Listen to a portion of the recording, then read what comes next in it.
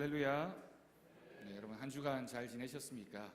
날씨가 너무 많이 덥다 보니까 아마도 생활하는데 어려움이 많으셨을 텐데, 그래도 하나님께서 때가 되면 우리에게 귀한 계절의 변화도 허락하여 주시고 하나님의 은혜대로 살아가는 것이 우리들의 모습인 줄로 믿습니다.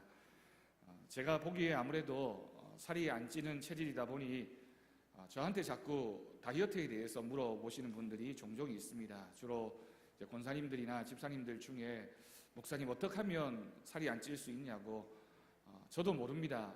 제가 뭐 특별한 노력을 하는 것도 아니고 본래 체질적으로 좀 살이 잘 안 찌는 것 아닌가라는 생각을 합니다. 그래도 지금은 살이 굉장히 많이 쪄서 그래도 보기에 나쁘진 않은데, 예전엔 정말 살이 없었을 때는 제가 봐도 너무 심하다라고 하는 생각이 들 정도로 살이 참 안 찌는 체질이었습니다. 잘 모르지만 하지만 일반적으로 다이어트에 대해서 많은 사람들이 두 가지를 얘기합니다. 첫 번째는 살이 찌는 것을 안 먹어야 됩니다. 먹고 살 안 찌는 방법은 제가 보기에는 없는 것 같습니다. 두 번째로 이미 있는 살을 없애야 됩니다. 간단하죠. 잘 안 먹고 열심히 운동하고 그것 외에 다른 특별한 방법이 어디에 있겠습니까?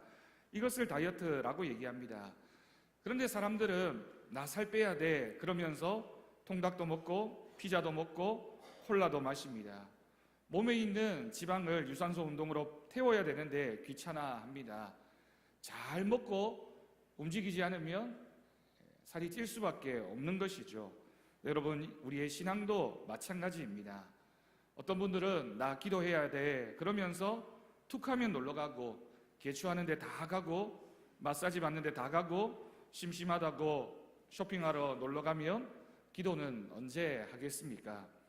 나 성경 일독해야 돼 그러면서 온갖 여성 잡지 다 보고, 아침 드라마까지 다 보고, 친구 만나서 온갖 뒷담화 다 하면 성경을 볼 시간이 언제 어떻게 마련될 수 있겠습니까? 여러분, 우리는 다이어트를 해야 합니다. 내 건강을 위해서도 다이어트를 하여 몸에 붙어있는 그런 지방들을 제거해야 되겠지만, 아울러 내 신앙을 위해서도 우리에게 붙어있는 세상 때를 좀 벗겨내는 그런 신앙의 다이어트도 우리에게 굉장히 필요한 때가 아닌가라는 생각을 하게 됩니다. 여러분, 이러기 위해서는 생활의 절제도 필요하고 우리 영적인 부분에 있어서도 반드시 절제가 있어야 된다라는 사실을 꼭 기억할 수 있기를 바랍니다. 다이어트도 우리의 신앙생활도 성경 말씀 그대로입니다. 심은 대로 거둡니다. 심지 않았는데 거둘 수 있는 것은 이 세상에도 없고 영적인 것도 있을 수 없습니다. 우리가 하나님 앞에 우리의 마음을 드리고 우리의 시간을 투자하고 우리의 열정으로 하나님을 찾으면 하나님께서 반드시 우리 가운데 은혜를 내려주실 줄로 믿습니다.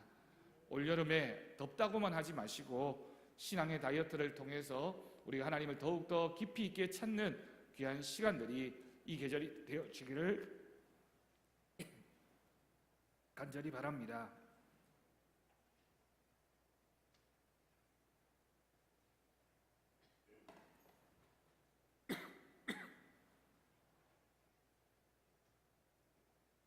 우리는 죽을 때까지 생을 배우면서 사는 것 같습니다. 지난주와 또 오늘 본문 말씀에서 전도자는 어리석은 삶을 통하여 지혜를 권면하고 있습니다. 이 전도자는 지혜 있는 사람이 어떤 사람인가라는 것을 우리에게 교훈하기 위해서 반대로 어리석은 사람의 모습이 어떠한지를 우리에게 보여줌으로써 어리석은 삶을 경계하면 우리가 지혜 있는 삶을 살 수 있다라고 오늘 말씀은 분명히 가르쳐주고 있습니다. 그래서 오늘 말씀을 통해서 다시 한 번 더 어리석은 사람의 모습이 어떠한지를 통해서 우리가 지혜 있는 삶을 하나님 앞에 살아가는 믿음의 귀한 결단이 우리 가운데 있기를 간절히 바랍니다.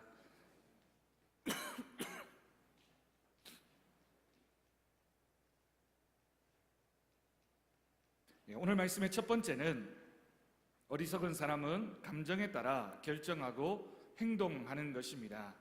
우리가 먼저 4절 말씀을 여러분 다시 한 번 더 보시겠습니다.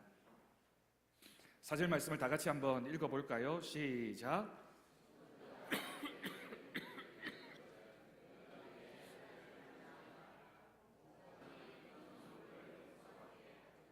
아멘.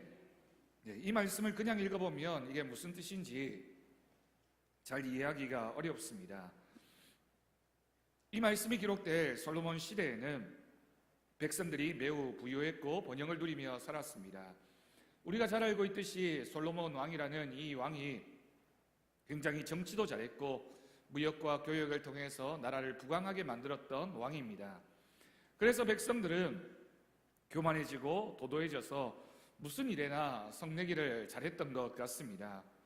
또 세금이 과중해지자 충분히 납세할 수 있는 능력을 가지고 있으면서도 정부에 대해서 깔보드는 듯한 행동을 취하고 때로는 반역의 기미조차 보이는 사람이 많았던 것 같습니다. 아무래도 자신이 능력이 많아진 것 같고 많은 것을 소유하고 나니 교만해진 마음이 그들 가운데 있었던 것이겠죠. 이런 상황 속에서 만약 왕이 분노를 가지고 당신을 대할 때 당신은 왕과 대항하여 화가 난다고 홧김에 자신의 모든 것을 포기하는 어리석은 행동을 해서는 안 된다고 오늘 말씀은 기록하고 있습니다. 왜냐하면 절대 권력을 장악한 사람과 그의 통치를 받고 있는 사람이 애초부터 상대가 되지 않는데 내가 만약 그런 권력을 상대하려고 하는 것은 어리석은 것임을 오늘 말씀은 기록하고 있는 것이죠. 물론 이 말씀을 세상적인 정치적인 이해로도 우리가 이해할 수 있겠지만 이것을 굉장히 깊이 있는 의미로 우리는 생각해 보아야 합니다. 어떤 일을 처리하면서 감정에 따라 쉽게 일을 결정하는 어리석은 사람이 되지 말라고 오늘 말씀은 기록하고 있습니다. 예를 들어서 여러분, 우리가 회사를 다니면서 직장을 다니면서 상관하고 조금 안 좋은 일이 생길 수 있습니다. 어떤 직장이든지 어떤 일이든지 자신이 하고 있는 일 가운데 인간관계가 가장 어려운 일이겠죠. 그런데 내가 그런 어려움이 생겼다고 당장 내가 그 일을 그만두게 된다면 그것이 바로 어리석은 사람의 모습이다라고 오늘 말씀은 기록하고 있는 것입니다. 이제는 그 사람과의 관계에서 사랑받기는 틀렸다고 절망하고 섣불리 내 임무를 포기하지 말라고 오늘 말씀은 기록하고 있습니다. 그러므로 지혜로운 사람은 자신의 마음속에 분노가 일어나도 잘 절제하고 감정이 진정되기를 기다리며 하나님이 어떻게 인도해 주실지를 바라고 기도하는 마음을 가진 사람이 지혜로운 사람임을 우리에게 분명히 가르쳐 주고 있습니다. 여러분, 때때로 우리가 살아가면서 나에게 잘못이 없는데도 상대방이 나에게 해코지를 하거나 화를 내는 경우도 있습니다. 그런데 그 순간에 내 마음에 분을 일으켜서 함께 그 사람을 대항하게 된다면 관계성에 있어서 도움이 될 만한 일은 아무것도 없다라는 것입니다. 오늘 주신 말씀을 보면 공손함이 큰 허물을 용서받게 된다라고 했습니다. 여기에서 공손이라고 하는 단어가 나오는데 이 단어를 원어적으로는 마르페라고 하는 단어를 사용합니다. 그런데 이 단어가 참 재미난 뜻을 원래 가지고 있습니다. 이 공손함이라는 말은 평온이라는 뜻도 가지고 있지만 약이라는 뜻도 가지고 있고 치료라는 뜻도 가지고 있으며 구원한다, 구출한다 라는 뜻도 가지고 있습니다. 그래서 상대방이 나를 억울하게 또는 강하게 격분하게 될 때 힘써 맞서서 강하게 대하지 말고 내 마음에 공손함을 가지고 그 사람을 대하게 되면 그 사람과의 관계에 있어서 그것이 약이 되고 치료가 되고 또한 구출하는 힘이 된다라는 뜻을 가지고 있다라는 것입니다. 여러분, 세상을 살면서 우리는 분노할 일이 많습니다. 요즘 날씨가 무덥다 보니 불쾌지수가 많이 높아져서 정말 작은 일인데도 불구하고 많은 사람들이 화를 내거나 상대방과 대립하는 경우도 우리는 종종 보게 됩니다. 그런데 그 순간에 우리가 가진 감정대로 그 일들을 다 처리하게 된다면 말할 수 없는 갈등과 불행이 우리 가운데 찾아오게 될 것입니다. 잠언 16장 14절 말씀에서 왕의 진노는 죽음의 사자들과 같아도 지혜로운 사람은 그것을 쉬게 할 것이다 라고 말씀하셨습니다. 상대방이 격한 분노를 일으키고 그 사람의 힘이 아무리 강하다 할지라도 지혜로운 사람은 그것을 잠잠케 할 수 있는 온유함과 공손함을 가진 사람이다 라고 오늘 말씀은 기록하고 있는 것입니다. 여러분, 왜 분노가 생겨나게 됩니까? 분노가 생겨나는 이유는 문제가 있다라는 것을 의미합니다. 또한 그것은 문제 해결을 필요로 하고 있다라는 신호를 우리에게 보여주고 있는 겁니다. 내 마음속에 생겨난 분노이든 상대방의 마음속에 생겨난 분노이든 분노가 생겼다라고 하는 것은 문제가 있다라는 것이며 그 문제를 해결해야 될 필요가 우리 가운데 이제 찾아왔다, 그 순간이다라는 것을 우리에게 가르쳐 주는 것이죠. 그럴 때 우리는 분노를 잘 처리할 줄 알아야 합니다. 다혈질적인 사람은 물불을 가리지 않고 공격할 때가 있습니다. 그래서 상처를 주게 됩니다. 작은 문제도 크게 만들어 버립니다. 반대의 경우에 내성적인 사람들은 분노의 화살을 자신에게 돌려서 결국 자신 때문에 이 문제가 일어난 것이 아닌가라고 생각하다 보면 자신 때문에 이 문제가 일어났다라고 하는 그 생각이 그 사람을 불행한 사람으로 만들어 버릴 때가 있다라는 것입니다. 그래서 우리는 그 분노가 우리 가운데 찾아올 때에 분노를 적절히 다룰 줄 아는 믿음의 지혜가 필요하다라는 것입니다. 이스라엘의 초대 왕이었던 사울은 정말 잘난 사람이었습니다. 얼마나 많은 사람들이 사울을 보면서 그의 외모나 그의 성품이나 그의 모든 면을 칭찬했는지 모릅니다. 그런데 왕의 자리에 오르게 되고 어느 날 다윗이라는 사람이 백성들로부터 자신의 칭찬을 빼앗아가고 나보다 저 백성들이 다윗을 더 좋아하는 것 아닌가라는 생각이 자신의 마음속에 찾아오게 되자 그 마음이 바로 분노로 이어지게 되었습니다. 그래서 어떻게 하든지 다윗을 죽이려고만 했고 다윗을 편드는 사람들을 없애면 내 분노가 사라질 것이라고 생각했지만 그 사울의 그 분노는 결국 조절되지 못했고 그것 때문에 왕의 자리를 잃어버리게 되는 정말 아픈 결과로 사울 왕에게 찾아왔던 것입니다. 여러분, 분노를, 감정을 다스리는 것이 이처럼 중요합니다. 감정을 잘 다스리면 얼마든지 그의 왕의 자리를 지킬 수 있었는데 그가 감정을 잘 다스리지 못하게 되자 결국에는 그 감정 때문에 왕의 자리도 잃어버리게 되는 안타까운 결과가 찾아오게 된 것입니다. 조금만 잘 참았더라면, 감정을 다스리고 문제를 믿음으로 해결했더라면 좋았을 것을 기분 내키는 대로 본인 아는 대로 다 풀어버리게 되면 갈등을 일으키게 되고 나쁜 결과를 가져오게 됨을 우리는 기억해야 하겠습니다. 예전에 제가 다른 지역에서 사역을 할 때 아침에 출근을 하려고 지하 주차장에 차를 빼려고 하는데 주차선이 없는 곳에 그랜저 승용차가 한 대 떡하니 세워져 있는 겁니다. 조금만 떨어지면, 조금만 걸어가면 주차할 수 있는 공간이 분명히 있음에도 불구하고 아마도 엘리베이터 바로 문 가까이에 세워놓은 것은 자신이 거기서 좀 내려서 조금 덜 걸으려고 분명히 지하 주차선이 있는데도 불구하고 그곳에 차를 세워두었다라는 생각이 들어서 마음속에 화가 났습니다. 그리고 출근을 하려고 아파트 문을 나서고 있는데 마침 그 주차장 문을 빠져나가는 그 주차대가 고장이 나서 올라오지를 않는 겁니다. 그래서 한참이나 기다렸는데도 뒤에서 자꾸만 빵빵거리기도 하고 해서 인터폰을 눌러서 경비실에 이 주차대가 고장났으니 빨리 조치를 취해달라고 연락을 했는데도 그 경비실에서는 또 아무런 반응이 없는 겁니다. 그러던 순간에 자꾸만 뒤에서는 빵빵빵빵 경적을 올려댔습니다. 제가 갑자기 또 화가 나서 아침에 있었던 일도 있고 해서 내려서 뒷차를 향해서 걸어가고 있는데 갑자기 창문이 뚱 하고 열리더니 아이고 목사님 이제 출근하시나 보죠 라고 안에서 저희 교회 집사님이 인사를 하시는 겁니다. 제가 조금이라도 빨리 욕을 했다든지 아니면 얼굴을 붉혔다든지 그 사람을 화를 내서 상대했다면 정말 난처한 일이 벌어지지 않았겠습니까? 그래도 차에서 내리기는 했지만 얼굴은 조금 일그러졌지만 그래도 다행히 욕은 하지 않았기 때문에 더 큰 일이 발생하지 않았던 겁니다. 어떤 교회에서 사역할 때 그 교회가 참 분쟁이 많았습니다. 여름 성경학교를 하기 전에 아이들에게 티셔츠를 입히는데 티셔츠에다가 교회 이름을 새겨 놓을 것인가 새겨 넣지 말 것인가로 장로님과 교사들이 갈등을 했습니다. 장로님은 새겨 넣지 말자, 그래야 성경학교가 끝난 후에도 아이들이 더 많이 입을 수 있다라고 주장을 했고, 교사들은 그래도 새겨 놓아야 한다, 그래야지 통일성이 생겨나는 것 아니냐라는 주장을 했습니다. 이 작은 것 때문에 옥신각신하다가 장로님이 화가 났습니다. 그래서 당장 당회에 내가 교육부장 못하겠노라고 사표를 냈습니다. 그리고 나서 문제가 해결되어진 것이 아니라 그 일 때문에 그 많은 일들이 일어난 것들을 생각해 보면 자신의 감정을 어떻게 조절하고 풀어가는지가 얼마나 중요한지를 우리에게 가르쳐 주고 있는 일입니다. 여러분, 자신의 마음을 다스리지 못하면 아무것도 할 수 없다라는 생각을 꼭 해야 합니다.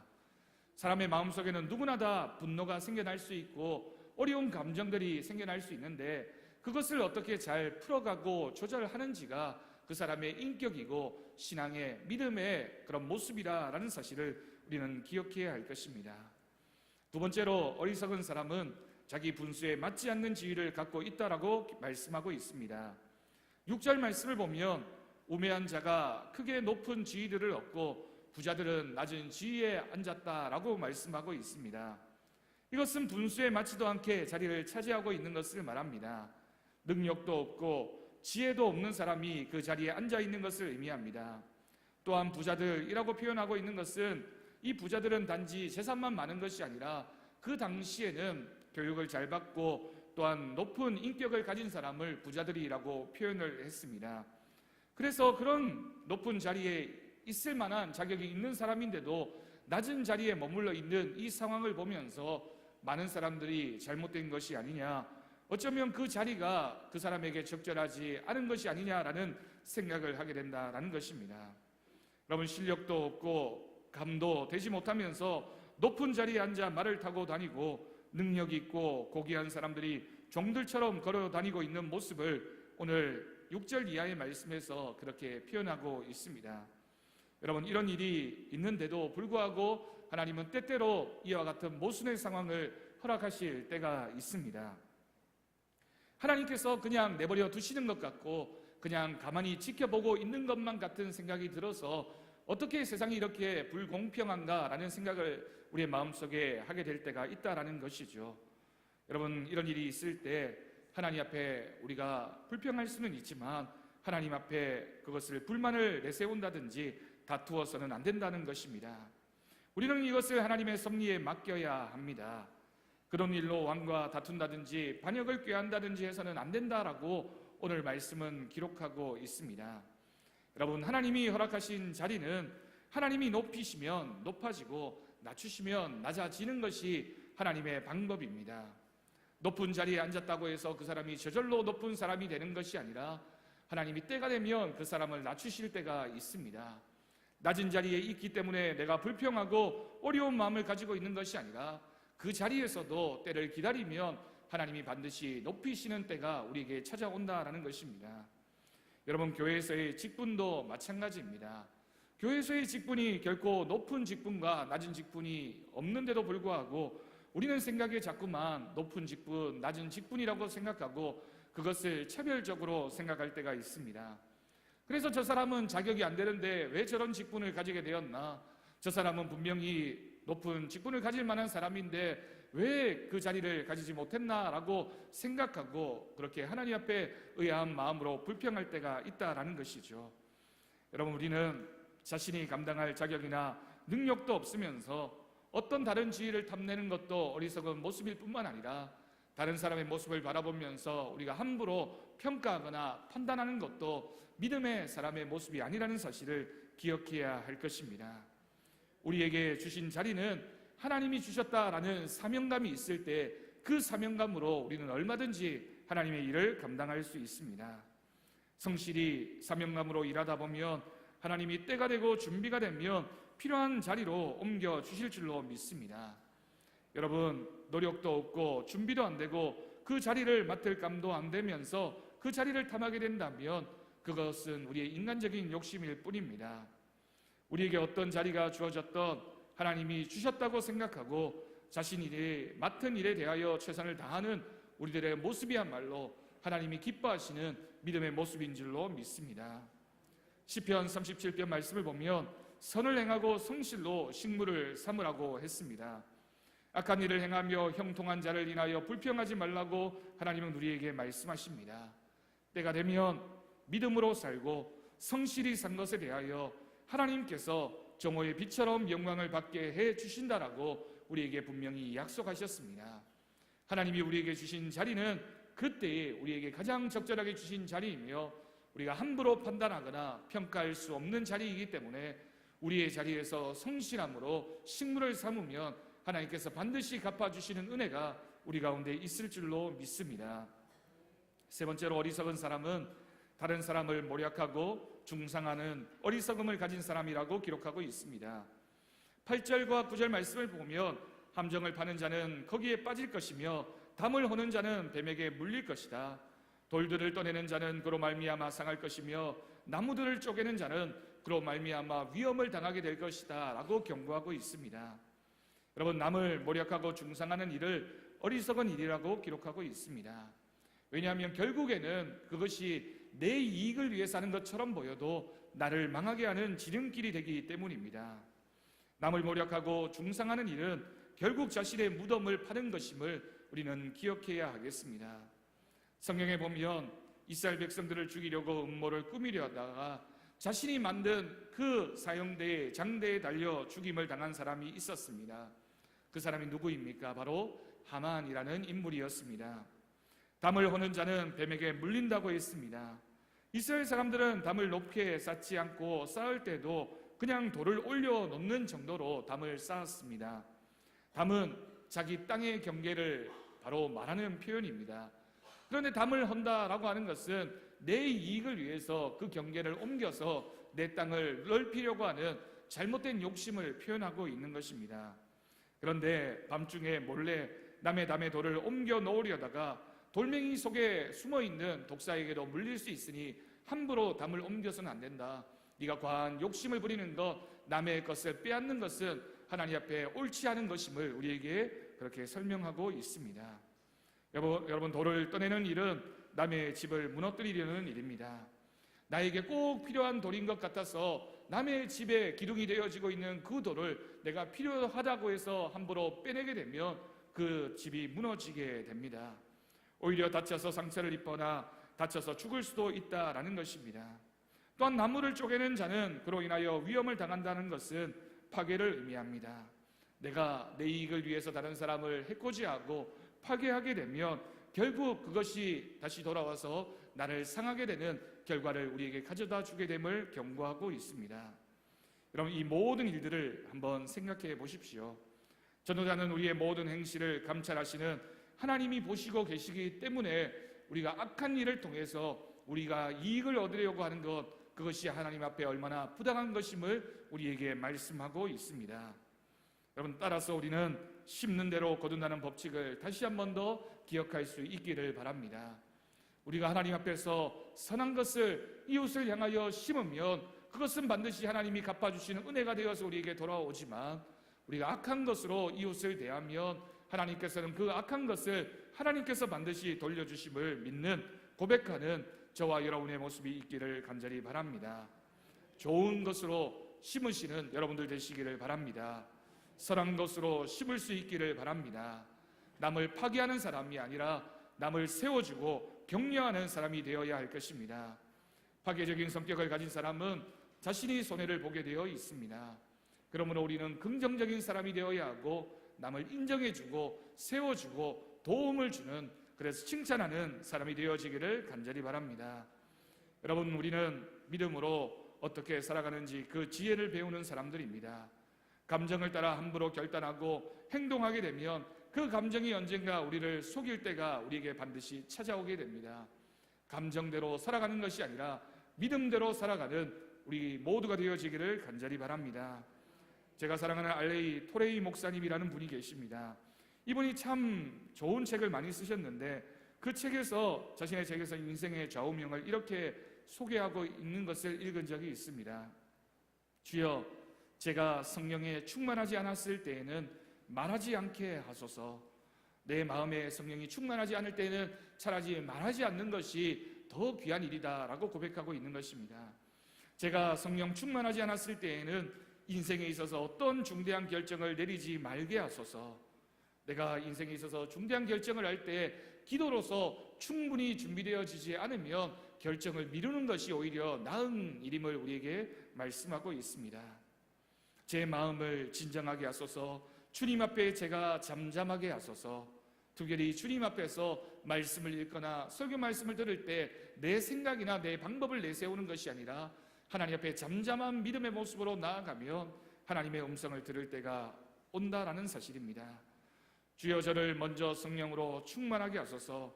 그리고 말하게 하소서. 그리고 결정하게 하소서. 우리의 마음 가운데 성령 충만함이 없이 말하는 것, 결정하는 것은 결국 어리석은 것임을 깨닫고 성령 충만함으로 말하고 성령 충만함으로 결정하는 저와 여러분의 삶이 되어지기를 간절히 축원합니다. 기도하겠습니다. 하나님 아버지 감사합니다. 우리가 오늘 이 말씀을 통하여 지혜로 사는 것이 어떤 믿음의 모습인지를 우리가 하나님 말씀을 통해서 함께 나누었습니다. 하나님 앞에서 우리들의 믿음의 모습이 다른 사람을 미워하고 나쁜 말을 하며 또한 우리들의 기분과 감정에 따라 살아가는 삶이 아니라 하나님께서 하실 것을 믿으며 하나님 앞에 모든 것을 맡기며 믿음의 자리로 나아가는 우리 모두의 삶이 될 수 있도록 하나님 우리의 삶을 복되게 하여 주옵소서. 하나님께서 우리와 함께 하여 주시고 하나님 말씀을 통하여 은혜를 따라 살아가는 우리의 삶이 되게 주님 역사하여 주옵소서. 감사드리옵고 예수님의 이름으로 기도드립니다. 아멘.